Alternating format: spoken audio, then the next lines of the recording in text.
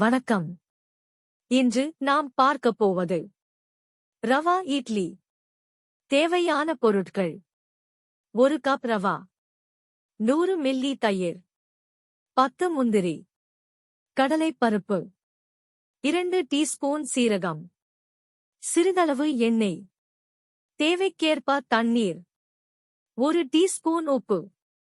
சமையல் குறிப்புகள்: கடாயில் 2 டீஸ்பூன் எண்ணெய் ஊற்றி அதில் கடலைப்பருப்பு, கருவேப்பிலை, கடுகு, முந்திரி அனைத்தும் சிறிது வறுத்துக் கொள்ள வேண்டும்.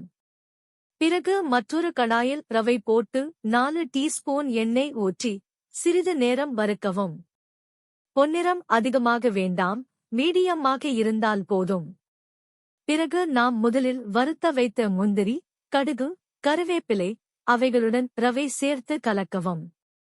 வறுத்து வைத்த முந்திரி, கடுகு, கருவேப்பிலையும் ரவையும் அத்துடன் தயிரையும் உப்பும் சேர்த்து கலக்கி ஒரு அரை மணி நேரம் ஊற வைக்கவும்.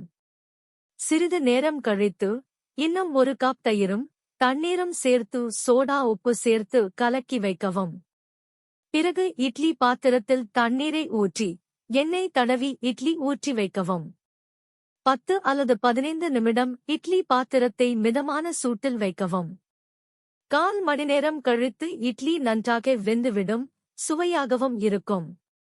ரவா இட்லியுடன் தேங்காய் சட்னியும் மிளகாய் சட்னியும் வைத்து சாப்பிட்டால் மிகவும் சுவையாக இருக்கும்.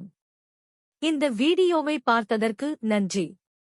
இந்த வீடியோ உங்களுக்கு பிடித்திருந்தால் லைக், ஷேர் மற்றும் சப்ஸ்கிரைப் செய்யவும்.